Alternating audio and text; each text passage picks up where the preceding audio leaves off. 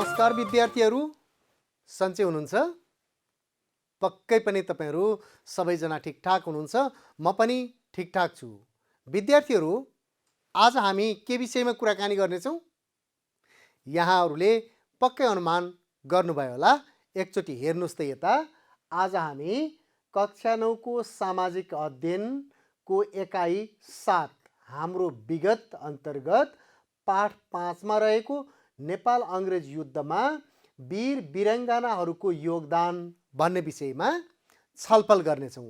तपाईहरू स्लाइडमा पनि हेर्नुहोस् त। स्लाइडमा पनि देख्नुहुन्छ तपाईहरू सामाजिक अध्ययन कक्षा 9 एकाइ 7 हाम्रो विगत पाठ 5 नेपाल अङ्ग्रेज युद्धमा वीर वीराङ्गनाहरूको योगदान। हामी अब यो विषयमा छलफल गर्नेछौँ। यो विषयमा छलफल गर्न सुरु गर्नुभन्दा अगाडि योभन्दा अघिल्लो कक्षामा हामी के विषयमा छलफल गरेका थियौँ त्यो सम्झौँ है त। पक्कै पनि सम्झिनु भएको छ। योभन्दा अघिल्लो कक्षामा हामीले नेपाल अङ्ग्रेज युद्धका कारण र प्रभावहरूको विषयमा छलफल गरेका थियौँ। नेपाल अङ्ग्रेज युद्धका विभिन्न कारणहरू मध्ये हामीले प्राकृतिक कारण, राजनीतिक कारण, सैनिक कारण, विस्तारवादी नीति, त्यसै गरी तत्कालीन कारणको विषयमा छलफल गरेका थियौँ। विस्तारवादी नीतिलाई हामीले नेपालको एकीकरणको नीति भनेर भनेका थियौँ। त्यस्तै हामीले नेपाल अङ्ग्रेज युद्धका प्रभावको विषयमा पनि छलफल गरेका थियौँ। नेपाल अङ्ग्रेज युद्धपछि नेपालमा कस्तो प्रभाव पर्यो भनेर कुराकानी गरेका थियौँ। सम्झिनु भएको छ? पक्कै पनि सम्झिनु भएको होला। फेरि म भन्छु ल सरसरी। नेपाल अङ्ग्रेज युद्धपछि नेपालले 1/3 भूभाग गुमाउनु परेको थियो भनेर पनि हामीले अघिल्लो कक्षामा छलफल गरेका थियौँ। अघिल्लो कक्षाबाट त्यो जानकारी पाएका थियौँ। त्यसै गरी नेपालको आन्तरिक र परराष्ट्र नीतिमा अङ्ग्रेजहरूको हस्तक्षेप सुरु भयो अनि नेपालको एकीकरण रोकियो। नेपालको एकीकरण विक्रम सम्वत 1801 मा पृथ्वीनारायण शाहले नुवाकोटको एकीकरण गरेपछि सुरु भएको थियो भनेर हामीले छलफल गरेका थियौँ। नेपाल अङ्ग्रेज युद्धपछि सुगौली सन्धि भयो 1872 फागुन 20 गते। त्यो सुगौली सन्धि पछि नेपाल एकीकरण अभियान पनि रोकियो। अर्थात् नेपाल अङ्ग्रेज युद्धको एउटा प्रभाव नेपालको एकीकरण अभियान रोकियो। त्यसै गरी दरबारिया षड्यन्त्रको बीजारोपण भयो। त्यो भनेको नेपालको राजदरबारमा जालझेल षड्यन्त्र हुन थाले अनि थापा र पाण्डे खलकका भारदारहरूको बीच वैमनस्य सुरु भयो। वैमनस्य अर्थात् मनमुटाव, नराम्रोपन यस्तो सुरु भयो भनेर पनि हामीले अघिल्लो कक्षामा छलफल गरेका थियौँ। नेपालीहरू अङ्ग्रेज सेनामा भर्ती हुने परम्पराको थालनी पनि नेपाल अङ्ग्रेज युद्धको एउटा प्रभावको रूपमा लिन सकिन्छ र नेपालमा अङ्ग्रेज रेजिडेन्ट रहने प्रावधान पनि नेपाल अङ्ग्रेज युद्धपछि सुगौली सन्धिपछि सुरु भएको हो भन्ने कुरा हामीले अघिल्लो कक्षामा छलफल गरेका थियौँ विद्यार्थीहरू। अब हामी आजको कक्षाको छलफलतिर जाउँ। आज हामीले के छलफल गर्नेछौँ भनेर त हामीले चर्चा गरिसक्यौँ। तपाईहरूले देख्नु पनि भयो। आजको हाम्रो छलफलको विषय भनेको नेपाल अङ्ग्रेज युद्धमा वीर वीराङ्गनाहरूको योगदान भन्ने विषयमा रहेको छ। अब यो विषयमा छलफल गर्दा तपाईहरू स्क्रिनमा हेर्नुहोस् त एकपटक के देख्नुभयो? त्यहाँ किल्ला देखिन्छ। किल्लाको भग्नावशेषहरू।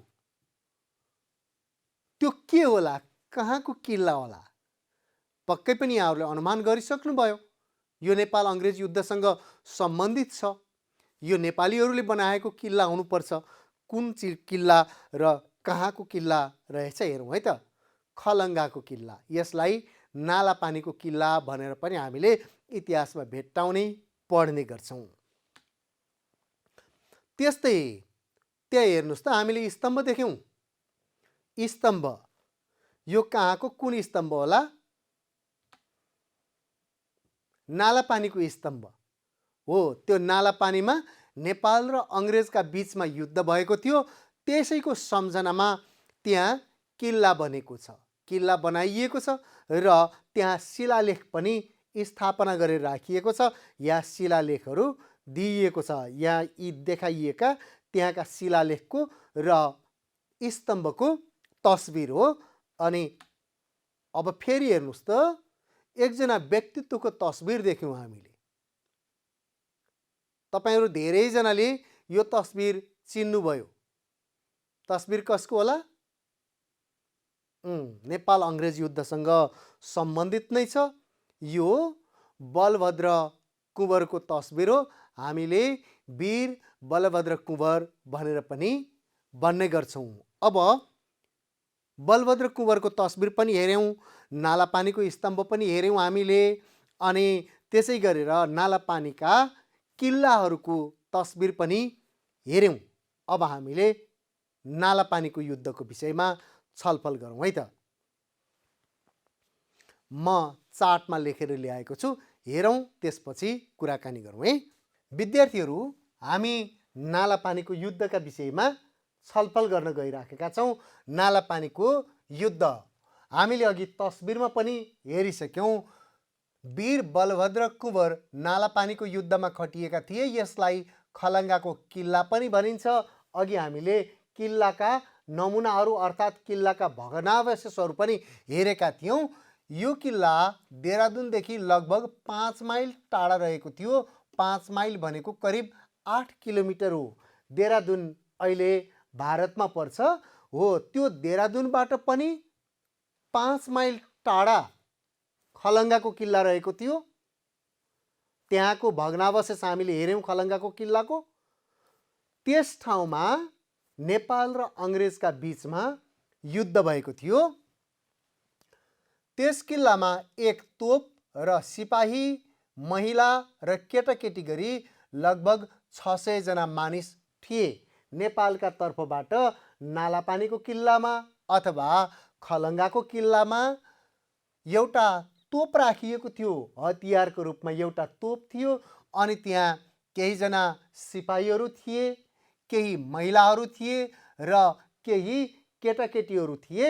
जम्मा त्यहाँ नेपालीहरूको सङ्ख्या 600 जना मात्रै थियो। खलङ्गाको किल्ला अगाडि ढुङ्गामुढाको बलियो पर्खाल तयार पारिएको थियो। एउटा किल्ला बनाइयो अनि त्यो किल्लामा पर्खाल लगाइयो। त्यो पर्खालमा ढुङ्गा र मुढाहरू राखियो। यसरी त्यो किल्लालाई निकै बलियो बनाइयो। युद्ध सुरु हुन अघि अङ्ग्रेज सेनानायक जिलेस्पीले बलभद्र कुँवरलाई आत्मसमर्पण गर्न अनुरोध पत्र लेखेका थिए।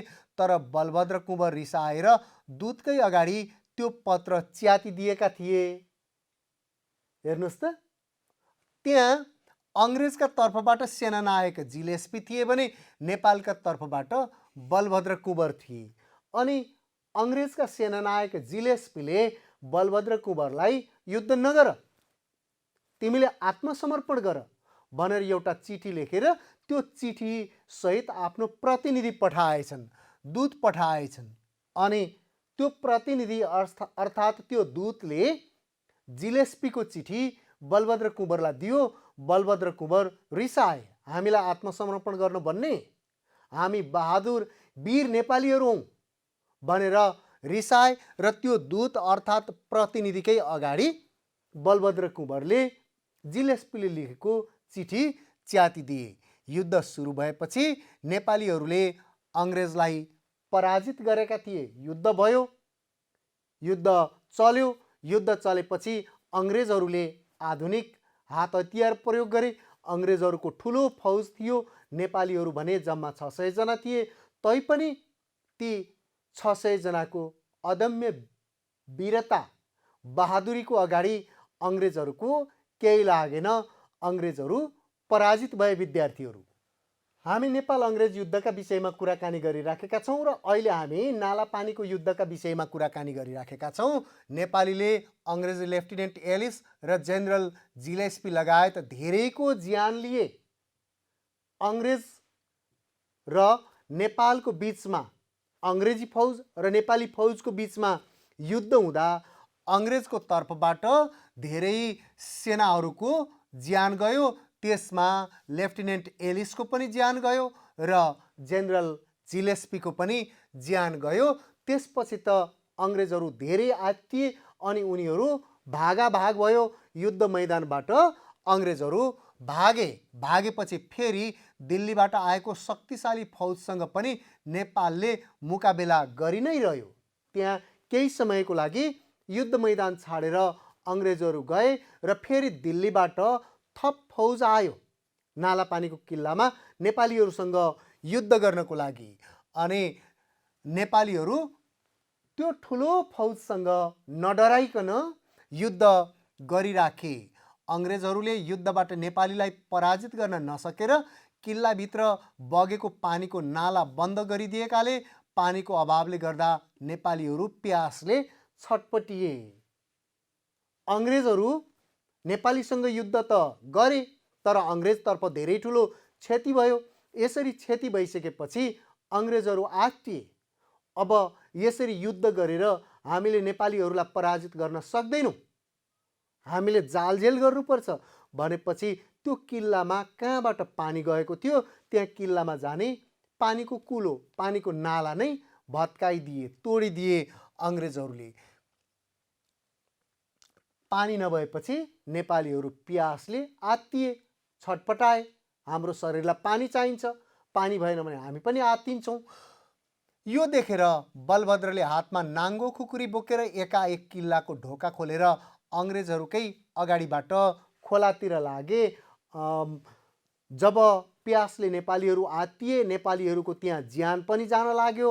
त्यसपछि बलभद्र कुँवर हातमा खुकुरी बोके र जति त्यहाँ नेपालीहरू थिए ती नेपालीहरूको अगाडि लागे अनि उनीहरू सरासर खोलामा गए। बलभद्र कुँवरको यस्तो अदम्य साहस देखेर अङ्ग्रेजहरू मूकदर्शक भए। मूकदर्शक हेरेको हेरै गरे, बोलेनन्। नेपालीहरू हातमा तरबार बोकेर खोलातिर गए।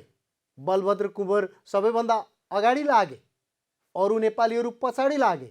अङ्ग्रेजहरूकै अघिल्तिरबाट गए। अङ्ग्रेजहरूले हेरेको हेरै गरे। अङ्ग्रेजहरूले बलभद्र कुँवर र उनका साथमा भएका महिला तथा केटाकेटीप्रति केही गर्ने हिम्मत गर्न सकेनन्। नेपालीहरू सिपाही थिए, महिला थिए, केटाकेटीहरू थिए। उनीहरू बलभद्र कुँवरको पछि पछि खोलातिर गए। अङ्ग्रेजहरूले हेरेको हेरै गरे। नेपालीहरूमाथि कुनै किसिमले आक्रमण गर्ने, हमला गर्ने आँट गर्न सकेनन्। यसरी अन्तिम चरणसम्म पनि नेपाली वीरले आत्मसमर्पण गरेनन्, अङ्ग्रेजसँग युद्ध गरिरहे। यस प्रकार बलभद्र कुँवर नेपालको इतिहासमा अमर बनेका छन्। विद्यार्थीहरू, हामीले अहिले नेपाल अङ्ग्रेज युद्धमा नालापानीको युद्ध र त्यहाँ वीर बलभद्र कुँवर र अन्य नेपालीहरूको, नेपाली महिलाहरू र नेपाली बालबालिकाहरूको योगदानको विषयमा चार्ट हेरेर कुराकानी गऱ्यौँ। विद्यार्थीहरू, स्क्रिनमा हेर्नुहोस् त। स्क्रिनमा अहिले दुईवटा तस्बिर देखेका छौँ हामीले। त्यो दुईवटा तस्बिर एउटै व्यक्तिका तस्बिर हुन्। कसका होलान् अनुमान गर्नुभयो। तपाईँहरूले आफ्नो किताबहरूमा पनि देख्नुभएको होला। अमरसिंह थापा, अमरसिंह थापाको तस्बिर हो त्यो। दुईटै अमरसिंह थापाका। अनि अर्को हेर्नुहोस् त, अर्को तस्बिर। यो कतिजनाले अनुमान गरिसक्नु भएको होला। त्यो तस्बिर नेपालीको तस्बिर होइन। हामी नेपाल अङ्ग्रेज युद्धसँग सम्बन्धित कुराकानी गरिराखेका छौँ, नेपाल अङ्ग्रेज युद्धका विषयमा छलफल गरिराखेका छौँ। त्यसैले त्यो तस्बिर अङ्ग्रेजको तस्बिर हो भनेर यहाँहरूले सबैले अनुमान गर्नुभयो। त्यो तस्बिर अक्टर लोनीको हो। अब हामी यस विषयमा छलफल गर्नेछौँ। स्क्रिनमा के देख्नुभयो? नेपाल अङ्ग्रेज युद्ध र अमरसिंह थापा। नेपाल अङ्ग्रेज युद्ध र अमरसिंह थापाको विषयमा अब हामीले छलफल गर्छौँ। नेपालको सुदूरपश्चिम क्षेत्रको रक्षाको जिम्मेवारी काजी अमरसिंह थापालाई सुम्पिएको थियो। त्यस बेलाको नेपाल सरकारले अमरसिंह थापालाई सुदूरपश्चिम क्षेत्रको जिम्मेवारी दिएको थियो। सुदूरपश्चिम क्षेत्रमा अङ्ग्रेज सेनाको नेतृत्व जनरल अक्टरलोनीले गरेका थिए। हामी अघि अक्टरलोनीको तस्बिर पनि हेऱ्यौँ र फेरि पनि हेर्नेछौँ। फेरि त्यहाँ देख्नुभयो अक्टरलोनीको तस्बिर। अक्टरलोनीले अमरसिंह थापालाई हामीसँग मिल्न आऊ, तिमीलाई ठुलो पुरस्कार दिउँला भन्ने पत्र पठाएका थिए। युद्ध हुने समयमा अमरसिंह थापालाई अक्टरलोनीले अब युद्ध नगर, हामीसँग मिल्न आऊ, आत्मसमर्पण गर, हामीसँग मिल, तिमीलाई हामीले पुरस्कार दिउँला, इनाम दिउँला, मान पदवी दिउँला भनेर भनेका थिए। अनि के गरे त अमरसिंह थापाले?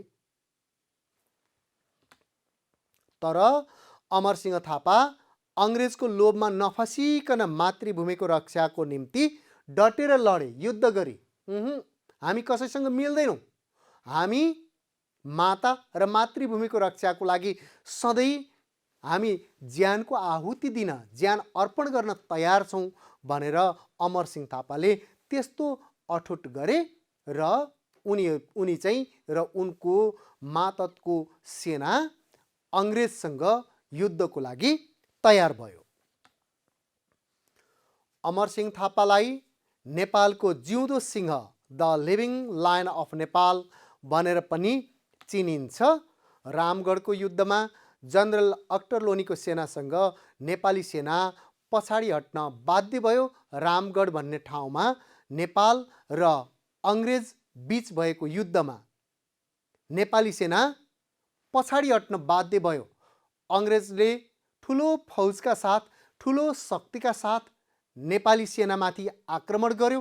त्यो आक्रमण सहन नसकेपछि नेपाली सेना, नेपाली फौज त्यहाँबाट पछि हट्यो। त्यसपछि के भयो होला? ल, हात हतियारको कमी र नेपाली सेनाको सङ्ख्याको कमीले यो हार भएको थियो। अर्थात् नेपाली फौज पछाडि हट्नुको कारण नेपालीहरूको सैनिकको सङ्ख्या पनि थोरै थियो। नेपालीसँग पर्याप्त प्रशस्त हात हतियार पनि थिएनन्। त्यसैले नेपाली सेना रामगढको किल्लामा, रामगढको युद्धमा अङ्ग्रेजसँग पछाडि हट्यो। 15 मे 1815 मा अमरसिंह थापाले अक्टरलोनीसँग युद्ध विराम सन्धि गरे। युद्ध विराम सन्धि भनेको अब युद्ध नगरौँ, अब सन्धि सम्झौता गरौँ, अब हाम्रो समस्या कुराकानीबाट र सन्धि सम्झौताबाट समाधान गरौँ भनेर युद्ध नगर्नको लागि एउटा सन्धि गरियो। त्यो अमरसिंह थापा र अक्टरलोनीको बिचमा 15 मे 1815 मा भएको थियो। अङ्ग्रेजसँगको युद्धमा नेपालको जन, धन र भूमिको क्षति भयो। नेपालले ठुलो नोक्सानी बेहोर्नु पर्यो। यसले अमरसिंह थापामा मनोवैज्ञानिक असर पर्यो। अमरसिंह थापालाई राम्रो लागेन। अमरसिंह थापाको मनमा नराम्रो अनुभव भयो। उनी चिन्तित भए, दुखी भए। सन् 1816 मा उनी अर्थात् अमरसिंह थापा गोसाइँकुण्डतिर लागे र त्यही नै उनको मृत्यु भयो।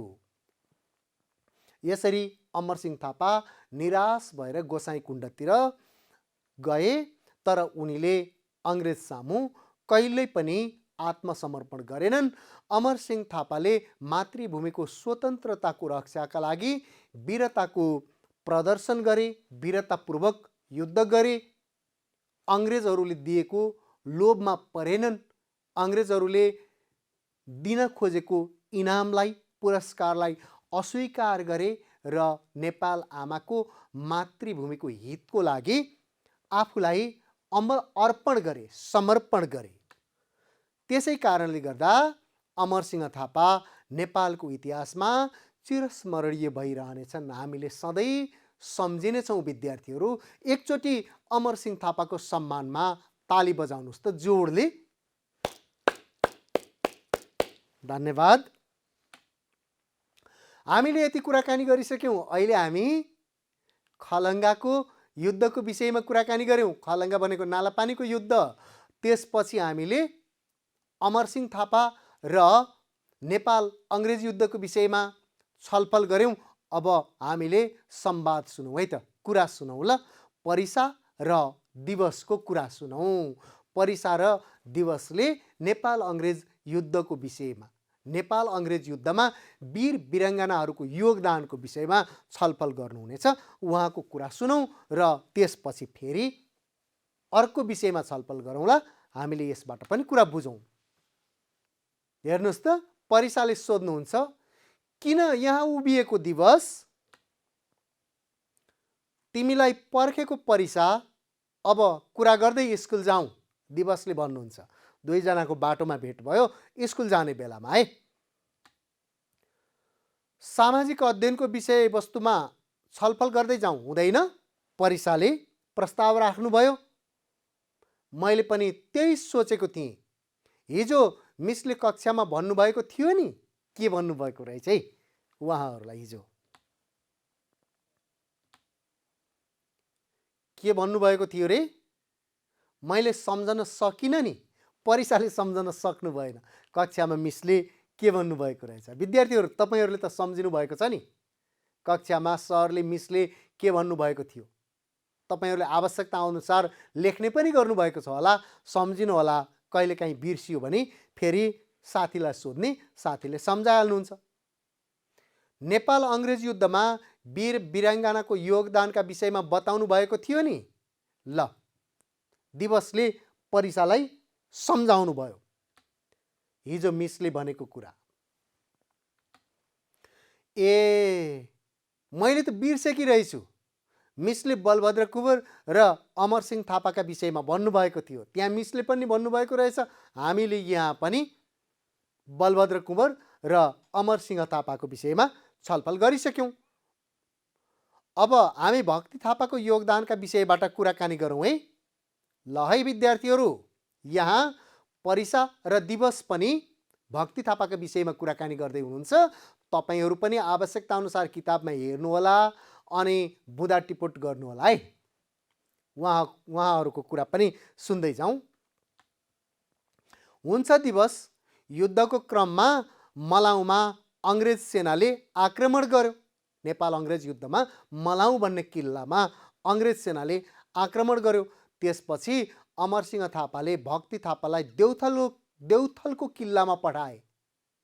मलाउको किल्लामा आक्रमण गरेपछि भक्ति थापालाई अमरसिंह थापाले, ल अब भक्ति थापा तपाईँ देउथल जानुस्, देउथलको किल्लामा अङ्ग्रेजसँग युद्ध गर्नुस् भनेर देउथलको किल्लामा पठाए।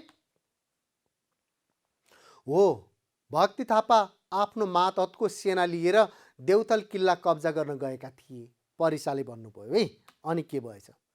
त्यसबेला भक्ति थापा 70 वर्षका थिए। हेर्नुहोस् त, ज्येष्ठ नागरिक हुनुहुँदो रहेछ भक्ति थापा। त्यसबेला भक्ति थापाको उमेर 70 वर्षको भएको रहेछ। जुनसुकै उमेरका मानिसहरू पनि नेपालको रक्षाको लागि युद्धमा गएका थिए विद्यार्थी भाइ बहिनीहरू।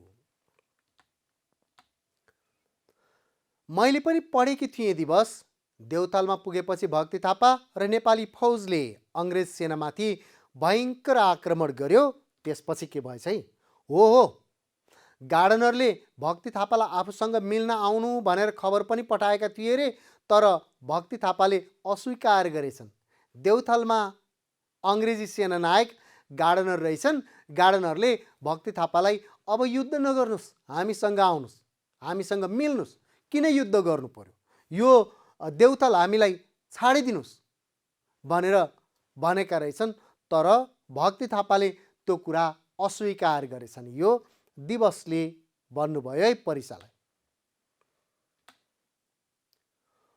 अस्वीकार गरेका मात्रै होइनन्, तत्कालै 2-4 जनालाई तरबारले छप्काइहालेछन्। हेर्नुहोस् त, जब गार्डनरले भक्ति थापालाई हामीसँग मिल्न आउनुहोस् भनेर भनेका थिए, भक्ति थापा रिसाएर, ए हामीलाई तिमीहरूसँग मिल्न आऊ भन्ने, हामीलाई आफ्नो मातृभूमिलाई धोका देऊ भन्ने, यो हामी कहिल्यै पनि गर्न सक्दैनौँ भनेर तरबारले त्यही अङ्ग्रेजहरूलाई छप्काइदिएछन्। अङ्ग्रेजहरूमाथि आक्रमण गरेछन्। अङ्ग्रेजहरूको ज्यान गयो। नाङ्गो तरबारले भक्ति थापाले लडेको देख्दा अङ्ग्रेजहरू त निकै तर्सेका थिए रे नि। बहादुरीपूर्वक भक्ति थापा र नेपालीहरूले युद्ध गरे। त्यो युद्ध देखेर नेपालीहरूको अदम्य साहस र बहादुरी देखेर अङ्ग्रेजहरू सबै तर्से आत्तिए। हो नि दिवस। वीरतापूर्वक लड्दा लड्दै भक्ति थापालाई गोली लागेछ। ल हेर्नुहोस् त विद्यार्थीहरू, भक्ति थापालाई गोली लागेछ। भक्ति थापा देउथलको किल्लामा अङ्ग्रेजहरूसँग आफ्नो सेना लगेर युद्ध गर्न गइराखेका थिए। त्यही बेला अङ्ग्रेजको गोली लागेछ। हो, भक्ति थापाको वीरता र साहसलाई अङ्ग्रेजले सम्मान गरेका थिए रे। कसरी सम्मान गरेछन्? भक्ति थापालाई त गोली लाग्यो, भक्ति थापाले देउथलमा वीरगति प्राप्त गरे। तर भक्ति थापा वीर थिए, बहादुर थिए। उनको बहादुरीलाई अङ्ग्रेजले पनि सम्मान गरेछन् विद्यार्थीहरू। अहिले हामी यही दिवसको कुराबाट पनि थाहा पायौँ। तपाईँहरूले किताबबाट पनि थाहा पाउनुभयो कसरी सम्मान गरेका रहेछन्। कुरा सुनौँ है त यहाँ। हो, उनको लासलाई बहुमूल्य कपडाले ढाकी सम्मान गर्दै नेपाललाई बुझाएका थिए रे। हेर्नुहोस् त, भक्ति थापाको ज्यान गयो, भक्ति थापाले वीरगति प्राप्त गरे। त्यसपछि अङ्ग्रेजले भक्ति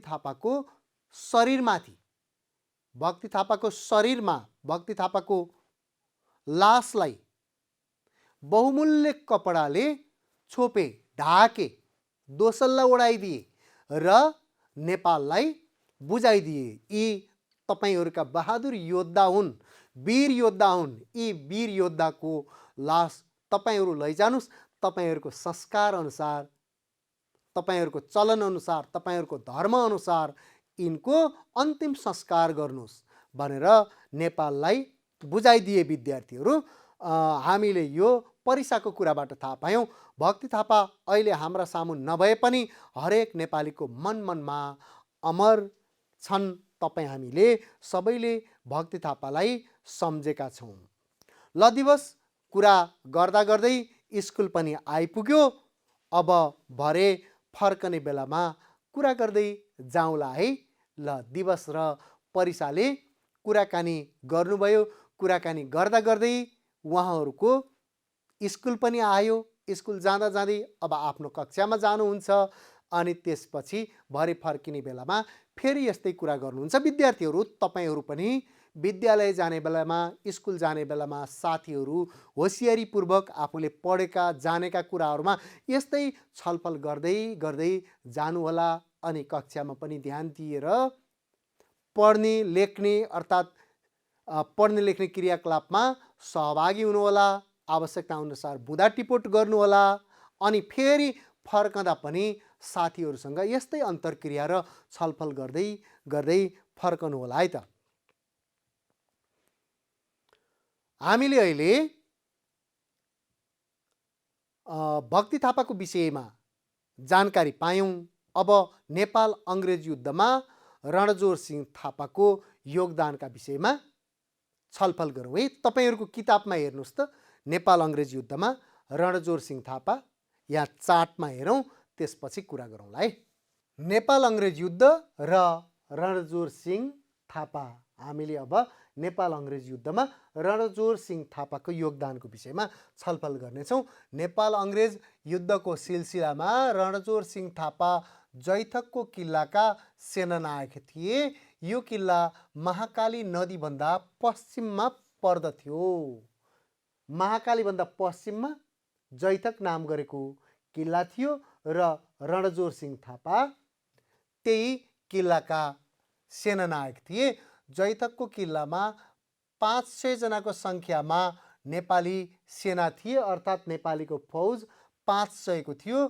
त्यस किल्लामाथि 1500 को सङ्ख्यामा रहेको अङ्ग्रेज सेनाको फौजले 9 पटकसम्म आक्रमण गर्यो। हेर्नुहोस् त कति लामो समयसम्म आक्रमण गरेछ। 9 पटकसम्म आक्रमण गर्यो। अङ्ग्रेजको आक्रमणबाट नेपाली पछि हटेनन्, बरु अङ्ग्रेज नै आत्तिए। ल जैथकमा अङ्ग्रेजहरू 1500 को सङ्ख्यामा थिए, नेपालीहरू 500 को सङ्ख्यामा थिए। 9 पटकसम्म जैथकको किल्लामाथि अङ्ग्रेजहरूले आक्रमण गर्दा पनि नेपालीलाई पराजित गर्न सकेनन्। नेपालीहरू किल्लाभित्रै बसिरहे। अङ्ग्रेजको गोली सकिएपछि मात्र नेपालीहरू किल्लाबाट निस्केर अङ्ग्रेजलाई घेराबन्दीमा पारे। यस युद्धमा 3 जना अङ्ग्रेज सेनानायकले ज्यान गुमाएका थिए।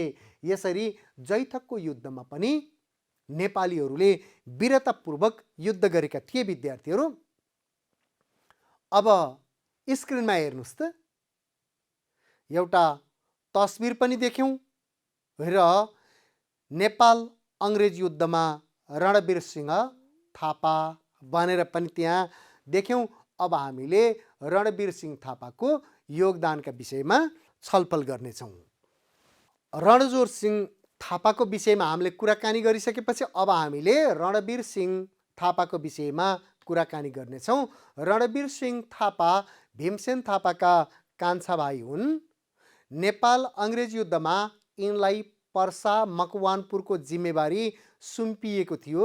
पर्साको जिम्मेवारीमा थिए यिनी, मकवानपुरको जिम्मेवारीमा थिए र त्यहाँबाट नेपालको सुरक्षाको लागि अङ्ग्रेज फौजलाई रोक्नुपर्ने थियो रणवीर सिंह थापाले।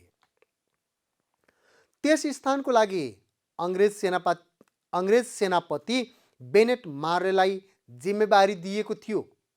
हेर्नुहोस् त, पर्सामा अर्थात् मकवानपुरमा नेपालको तर्फबाट रणवीर सिंह थापा सेनापति थिए भने अङ्ग्रेजको तर्फबाट बेनेट मार्ले सेनापति थिए। मार्लेले काठमाडौँ उपत्यका विजय गर्ने उद्देश्य राखेर आफ्ना सेनालाई 3 समूहमा विभाजन गरेका थिए। राजधानीमाथि आक्रमण गर्न चाहन्थे अङ्ग्रेजहरूले। त्यसैले राजधानीमा आक्रमण गर्नका लागि अङ्ग्रेजहरूले बेनेट मार्लेलाई जिम्मेवारी दिएर पर्साबाट मकवानपुर हुँदै काठमाडौँ जानु र काठमाडौँ उपत्यका अर्थात् नेपालको राजधानीमाथि नियन्त्रण कायम गर्नु भनेर अङ्ग्रेजले आदेश दिएको थियो। बेनेट मार्लेले काठमाडौँ आक्रमणको तयारी गरिरहेको सूचना रणवीर सिंह थापाले पाए भने रणवीर सिंह थापा र नेपालीहरूले अङ्ग्रेजहरूले के गर्दैछन्, कहाँ आइपुगे भनेर सोधखोज पनि गर्थे। त्यही सिलसिलामा बेनेट मार्लेले अब काठमाडौँमाथि आक्रमणको तयारी गरिराखेका छन् भन्ने कुरा रणवीर सिंह थापाले थाहा पाए। त्यसपछि रणवीर सिंह थापाले शमशेर राणा र सर्वजित थापाको नेतृत्वमा पर्सामा आक्रमण गर्न पठाए। 2 जना सेनापतिहरू बनाएर 2 जनालाई पठाए। शमशेर राणा र सर्वजित थापा 2 जनालाई त्यहाँको नायक बनाए। त्यसपछि ती 2 जनाको नेतृत्वमा नेपाली सेनालाई पर्सातिर पठाए। रणवीर सिंह थापाले होसियारीपूर्वक जानु र अङ्ग्रेजलाई पराजित गरेर आउनु भनेर पठाए। के भएछ है यो युद्धमा? यो आक्रमणबाट अङ्ग्रेजतर्फ ठुलो क्षति भयो। अङ्ग्रेजहरू भागे। विद्यार्थीहरू, युद्ध मैदानबाट कैयौँ अङ्ग्रेजहरू ज्यान जोगाएर भागे भने कतिपय अङ्ग्रेजहरूको ज्यान गयो युद्ध मैदानमा। नेपालीले अङ्ग्रेजका हात हतियार पनि कब्जा गरे। अङ्ग्रेजहरू भागे। अङ्ग्रेजहरू कतिजना हतियार छाडेर भागे। कैयौँ अङ्ग्रेजहरूको ज्यान गयो। त्यसपछि नेपालीहरूले ती अङ्ग्रेजका हात हतियार समेत कब्जा गर्न, जफत गर्न सफल भए। आजको कक्षामा हामीले नेपाल अङ्ग्रेज युद्धमा वीर वीरङ्गनाहरूको योगदानको विषयमा छलफल गरेका थियौँ। नेपालको सुदूरपश्चिम क्षेत्रको रक्षाको जिम्मेवारी काजी अमरसिंह थापालाई सुम्पिएको थियो र उनी अङ्ग्रेजको लोभमा फसेनन्। वीर बलभद्र कुँवरले नालापानीको युद्धमा महिला र केटाकेटी सहित 600 जनाको फौज लिएर बसेका थिए। 70 वर्षका भक्ति थापाले देउथलको किल्लामा देखाएको बहादुरीबाट अङ्ग्रेजहरू नै आत्तिएका थिए भन्ने कुरा पनि आज हामीले छलफल गऱ्यौँ। त्यसै गरी रणजोर सिंह थापा जैथकको किल्लामा सेनानायक थिए र यहाँ अङ्ग्रेज सेनाले 9 पटक आक्रमण गर्दा पनि नेपालीलाई जित्न सकेको थिएन भन्ने कुरा पनि हामीले आजको कक्षामा छलफल गऱ्यौँ। विद्यार्थीहरू, त्यस्तै रणवीर सिंह थापाले अङ्ग्रेजलाई पर्सामा पराजित गरेका थिए भन्ने विषयमा पनि हामीले थाहा पायौँ। विद्यार्थीहरू, कुरा गर्दा गर्दै आज हामी आजको कक्षाको अन्तिममा आइपुगेका छौँ। यो कक्षा अन्त्य गर्नुभन्दा अगाडि एकपटक तपाईहरू स्क्रिनमा हेर्नुहोस् त। तपाईहरूको लागि एउटा प्रश्न छ। नेपाली नारीहरू पुरुष सरह जुनसुकै क्षेत्रमा अगाडि बढ्न सक्छन् भन्ने भाव व्यक्त गर्दै नाला पानीको युद्धको उदाहरण दिएर कुनै समाचार पत्रका निम्ति एक समाचार तयार गर्नुहोस्। विद्यार्थीहरू यो समाचार तयार गर्नुहोला तपाईहरूले। त्यसपछि तपाईहरूको स्थानीय तहमा प्रकाशित हुने कुनै पत्र पत्रिका छन् भने त्यो पत्र पत्रिकाको कार्यालयमा लगेर दिनुहोला। उहाँहरूले प्रकाशित गर्नुहुनेछ। तपाईँको स्थानीय तहमा एफएम रेडियोहरू पनि हुन सक्छन्। त्यहाँ दिनुभयो भने पनि एफएम रेडियोहरूले पनि प्रसारण गर्न सक्नेछन्।